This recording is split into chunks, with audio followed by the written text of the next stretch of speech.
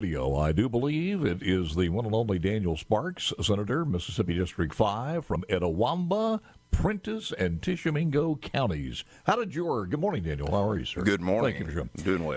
How did you fare as far as the redistricting map? What does it look like? You know, I think it's a good district. It's pretty similar to what I had when you're capped in the north by Tennessee and to the east by Alabama. True. They couldn't take me a lot of directions.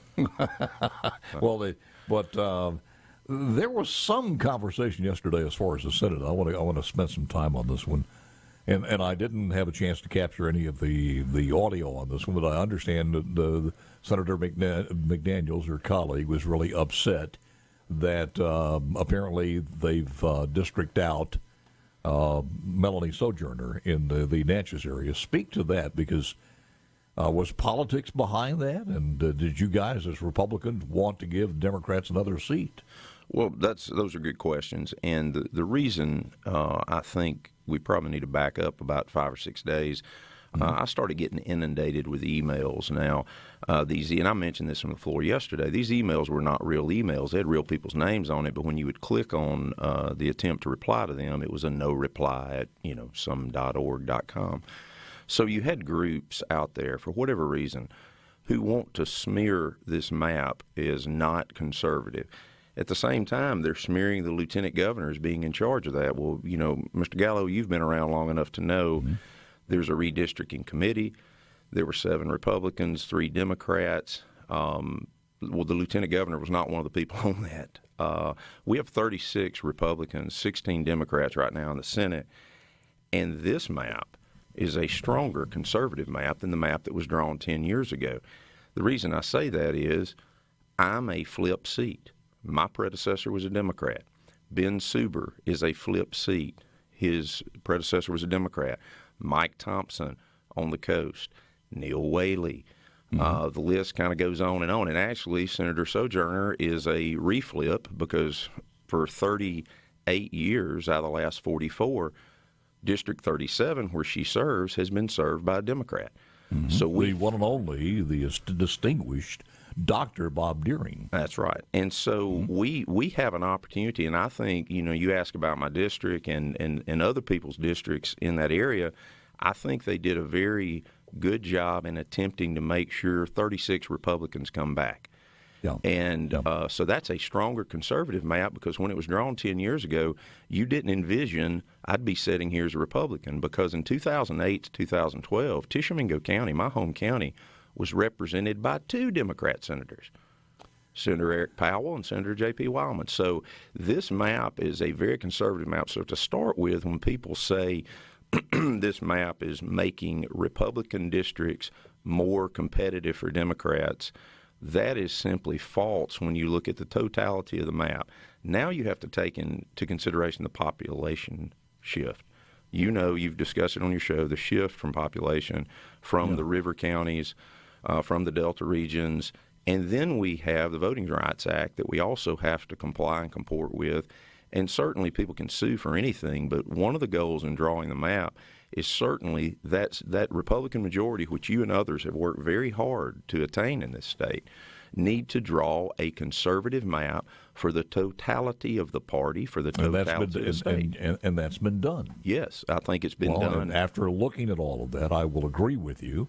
Again, I'm not naive enough to not believe that the Democrats have done the same thing. They have used that power to, even if they had to gerrymander a bit, within the confines of what the Constitution says, to massage it a bit. So in this particular case, I don't believe that it was massage to do anything other than to what the final outcome was. And you're right.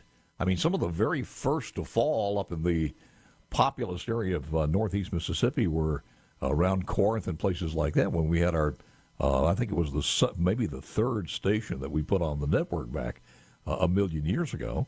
And people like the Yellow Dog, Ricky Cummins, being beaten by some guy named Bubba Carpenter. That's right.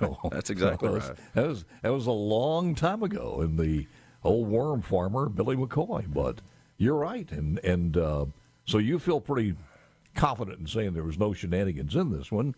it was done the way it should be done. I do believe that, and I think it's unfortunate. I mean, and I said from the floor yesterday, if I was, the senator in District, 37, maybe I'm up here making the same argument. Of course, the person in the well was not the senator from District 37. Senator McDaniel's the one that chose to make this argument. I also believe that he is responsible for some bad information going out, false information, blaming the lieutenant governor, blaming whoever he wants to blame. If he wants to qualify to run for something in 23 bigger than the Senate seat he's in, let him go ahead and do that. But meddling in districts, you want to talk about what hurts conservative policy and what hurts 36 Republicans or greater coming back. It's meddling in people's districts with false narratives because you have a platform.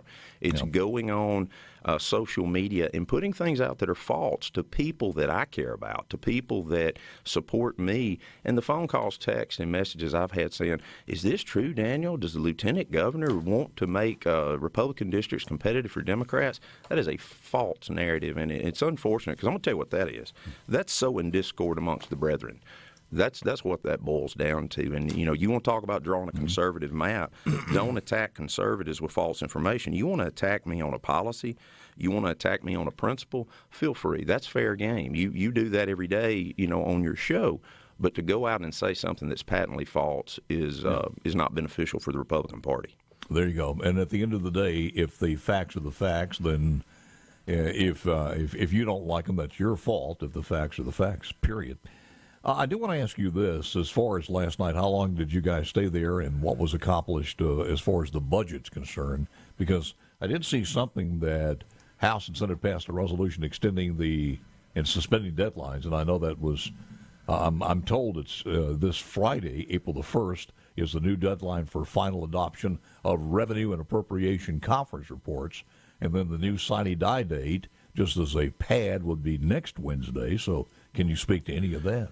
Yes, sir. As I understand the rules, the budget has to be submitted 5 days prior to sine die, and since sine die was a fixed date and we were encroaching on those 5 days, you extend sine die just so that deadline is out. Hopefully, the work will get done. I know that Chairman Hobson on our end and Chairman Reed and the teams on both ends have worked feverishly. It is a unique situation that we have our typical budget.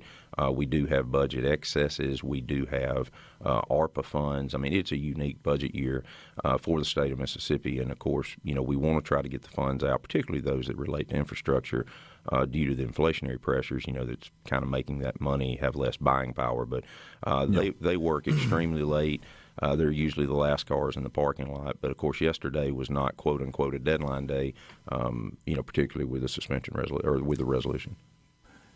Daniel, just for clarification for people who don't follow that as close as we do, of course, would you say that the regular budget is done? We're just trying to find where to put the extra money from ARPA? I think certainly the ARPA has, if there's any delay on the regular budget, it's probably because they're contemplating, well, they're getting X in ARPA. And that's something that I really do appreciate the work that they're doing. And, when we look at K-12, we look at the universities, there have been so many pots of money, particularly from the federal government, when there is an ask for something. First of all, I think Chairman Hobson is a fiscal conservative, and he's going to say, well, wait a minute, is that a good project, or is that project already funded somewhere else in the appropriation process? But that's the difficult part, is you're trying to take care of some monies that have specific uses only. So I think you have to look and see, do we cover it in that area, or do we need to cover it with general money or CapEx? Well, in some, with the things that we've brought on in the last few years. So take for education, for instance. Everybody says in the parents' campaign, just give me more millions. Oh, give me a couple of hundred. Give me 300 more million. Don't make it 400. Well, they go on and on and on.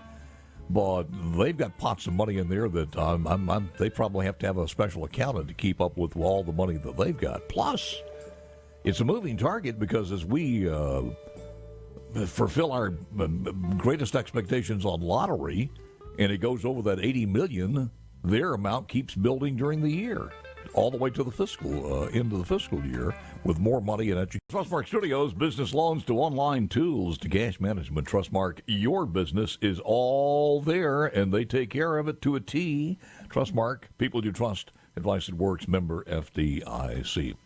On the Wildlife Fund, and again, Daniel Sparks, Senator, Mississippi District 5, Vice Chairman of Senate Corrections from Etowah, Prentiss, and Tishomingo counties. I got word the Senate recommitted the conference report late yesterday afternoon.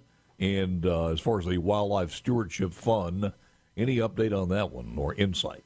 I think the bill is going to be okay. We had a couple questions on the floor about how the money would be distributed and what role the legislature would have in approving projects. So I think you'll see something that comes back out today. You know, the way it was written yesterday, as I understood it, you had about a $20 million cap on that fund. Right. It was subject to appropriation, that we would put a sum of money into that. And the whole point of the trust fund has been that they can draw down federal monies, maybe 3, 4, 5 times match, and that they would then use that toward conservation projects. There's a lot of concern about purchasing private land with public funds or a percentage of public funds, and you know that's kind of been some of the hang up along the way. But I do believe that you will. I believe you'll see a bill on that, and I believe we'll be able to get it done. And but there was some discussion about what happens to the money each year. It's not a special fund. It was referenced as a special fund.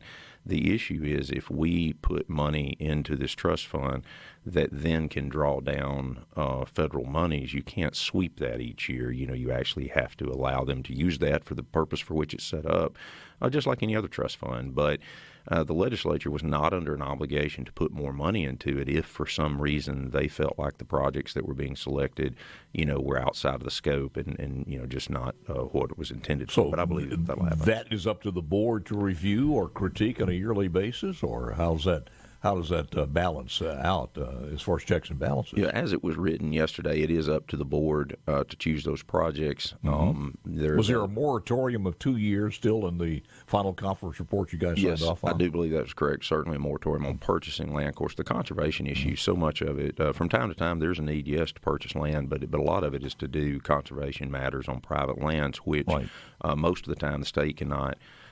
Except in accepted circumstances, cannot go on to private property, and we know the reasons. How do they for that. do this in other states? Because they do, they work in hand with some private landowners. So how do they do it in other states? We listened to a group from Georgia that came in and kind of gave their presentation, and there was some confusion last year because the trust fund was being promoted as a way to help our parks, and they were very clear in this meeting that this is not a parks bill. That this is about conservation and really led us away from parks, which I think. So nothing in here is about parks now. My understanding is that somewhere down the line, somebody, and I hope it hasn't been lost, but it's going to take, I've heard $30 million up to $55 million in ARPA funds to take care of the parks. Is that true? I do understand that there's about that sum of money that they're looking to spend on parks, but that would not be in the trust fund because you cannot put federal money into a trust that's going to be attempted to draw down federal money. You can't draw down federal money with federal money or match federal money with federal money. So this will have to be, what we consider, I guess, Mississippi revenues. Goes back to your earlier question. The folks in appropriations are trying to figure out what's the proper pot of money that would accomplish the goal for what they're appropriating. I got it. I think that's part of the complexity of it. But again, in this conference report, it's still capped at $20 million. In other words, if the board decides this is a worthy project and half of the money, $10 million, will go to that, maybe they get $50 million from the federal government to go along with it, fine. But you have a $10 million hole, so that would have to be appropriated the following year to put that back in there? Yeah, we can appropriate the following year to raise you back to that $20 million cap. So if they spend $4 million, have 16 left of the state funds, we could come back the next year. And you think that that's going to get done, as far as you know? I do. I felt, I felt like there was no pushback on the floor yesterday, other than they wanted to put, members of maybe the designee of finance or appropriations, just so that there was some oversight from the legislative side. And I understand that. Chairman Blackwell communicated with me during the show yesterday and said that the postpartum bill was going to be coming back, and I think it did. They guys made a move to try to put it back on. The original was, SB 2033, I believe, and the Senate passed, and I think it died on the calendar in the House. Any movement on that yesterday as far as postpartum? Yes. One of the last things that was done yesterday was there was a resolution brought forward to to address this bill, to kind of revive this bill. What this bill does, and try to make sure, there were a few questions asked of Chairman Blackwell yesterday, is this is obviously dealing, postpartum is post-birth. This is dealing with someone who's recently given birth to a child. And they are already Medicaid recipients. That's one of the kind of misnomers, is you're expanding, people who are going to be on Medicaid. The people, the mother is already on Medicaid, and then she gives birth, and then we have a 2-month period of time that she has postpartum coverage.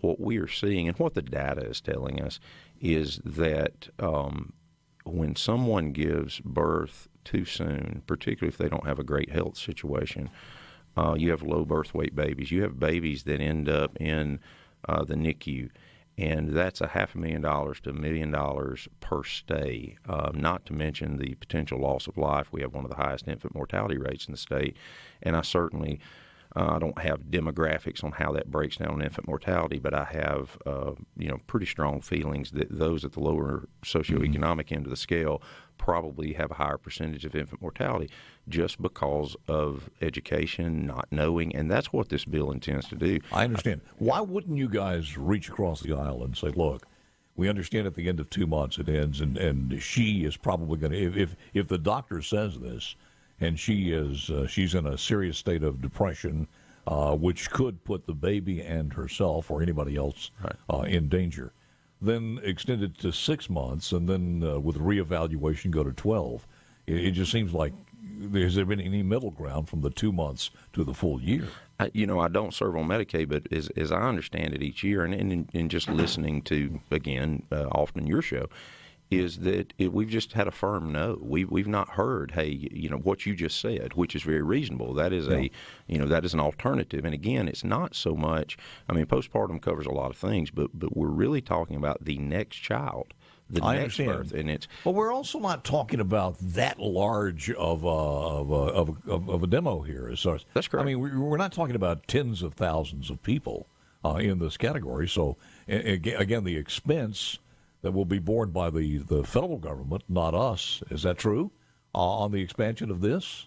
Well, I mean, it would be the same rate that they already pay as far as, and they pick up the majority of it. That's correct. But at the end of the day, you want to count your dollars and cents. So you're telling me that when you go over to the speaker or whoever is trying to do this negotiation, it's just been a no and no negotiations at all? All I have seen is that they've killed it each year. And that's, I don't have any inside information on that one. So it's still alive as we speak? Yes, sir. All right, let's move on to we got so many different things here as we kind of bottleneck toward the end, but the initiative process is dead, as far as I know. Is it dead, or is it just dead? It's dead. I don't know. It seems like we revive more Lazaruses in that building than anybody around the country, but right now I think it's dead. As an esteemed lawyer, put this in simplistic terms what the problems were. Well, I think there's a lot of it's a complex issue, and it's something we want to get right because obviously we've just been through the court system with the constitutional provision. I have said, all along that I support a legislative, making statutory. I guess I should say statutory, not legislative, but a statutory, ability to amend or to change the law, by the people saying, hey, look, we think this needs to change. But with the Constitution, it was so convoluted and difficult. I think there's a lot of debate on, how many signatures should you have, what percentage, how long is it a hands-off period by the legislature? Because, when you go back to your appropriations, if, can they do appropriation bills? Could the people put something out there that says we're going to put in a statutory law that says thou shalt expand Medicaid fully to the federal government match? Well, I would be against that. So that's the concern is what actually is subject to it. We want to give the people, I mean, they have a voice at the ballot box every 4 years, but I do believe they need an initiative process, but we're just not hardly there yet as with the language. As far as any deadlines or being mandatory that a special session be called for this, that's not really required, is it? I don't think so. And again, if you're going to use a general election, we potentially still have time to get that together before. Let's do final thoughts when we come back with.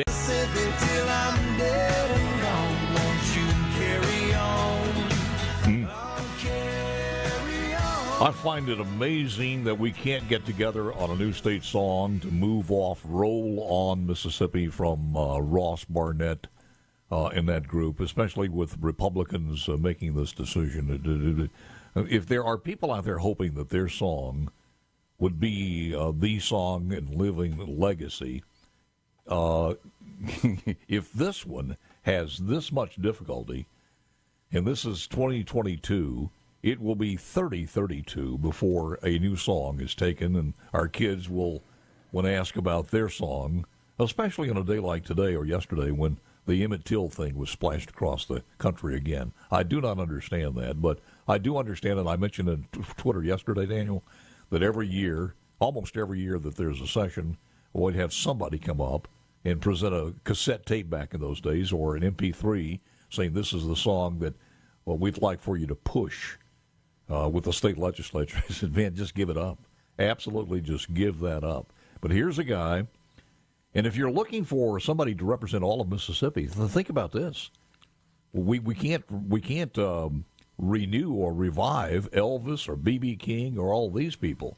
But here's a guy who's a Mississippi ambassador who left Nashville to come back to the state. And it's a great song, but I do not understand what the holdup is. I think we'll get something done on it. They've worked really hard, and well, the Senate put in there that we'll do this, but we want to put 3 or 4 other songs in there with it. So I have no idea.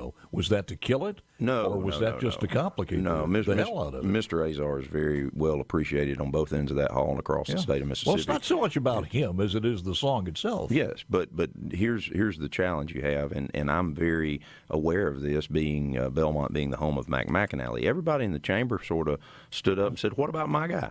What about my guy?" And that's not a bad thing, that we have so much music from this state that is amazing. I'll be honest with you, if you made me pick at the drop of a hat, I would go with Charlie Pride, Roll On Mississippi. It's one of the most beautiful songs. Somebody said that yesterday. What are you thinking? Number one, Roll On Mississippi was a tribute to the river, not the state. I understand that. But I've played that song a million times. But we're named after the river. But I'm with you. But it's, but no, I think we'll get it done. There's let me there's a little advice. After this one has been drugged through the entire session, anybody out there, I don't care who it is, a legislature, go on and submit yours and do the same thing. And while you're doing that, teach your kids to hum the segregationist tune of Roll On Mississippi. So leave it at that. Hopefully something will be done. Well, absolutely. We've got other bills that are out there. There's money that we're trying to put in the ERBR. There's money that we're trying to do. Has McAnally got a song that would represent all of Mississippi? Well, man, back where I come from is pretty strong. It's talking about Mississippi, but I'm not. Mac is a great guy. Don't get me wrong. But he'd probably say the same thing. Don't drag me through this. Oh no, but he's got great music. He's native Mississippian, but I'm very supportive of getting it changed. So that's not an issue. But we do have other bills that are out there that we're trying to get done. We've had some good bills go through. We've got a historic teacher pay raise. We've got other things that's going on. We do have a bill out there. It's HB 833, which is kind of your automobile dealer bill. Mm-hmm. Hopefully we can get something done on that. That bill was recommitted. And by the way, the initiative process. This is the one that stops anybody from. You have to have bricks and mortar in the state? Well, you don't have to. If you want to come in and have dealerships, you just have to follow the law. For 50 years, the law was pretty clear, and then there was an application made and an AG's opinion issued, and then all of a sudden we're going to toss the law out, and then some people's idea is let's just have 2 sets of rules. And like I told somebody yesterday, if when your kids came up to bat, the umpire stood up and said, wait, for this batter, 2 strikes is an out and 6 balls to get a walk. We don't need 2 sets of rules in the state of Mississippi. We need to be fair. The law's been on the books for 50 years. If you want to change the law, and it's hard to change the law. Yeah, nothing in this bill would preclude a Tesla or anybody else dealing or making EVs to build a factory in the state. And it wouldn't preclude that. It also wouldn't preclude them from selling their cars. They claim they want this direct-to-customer model.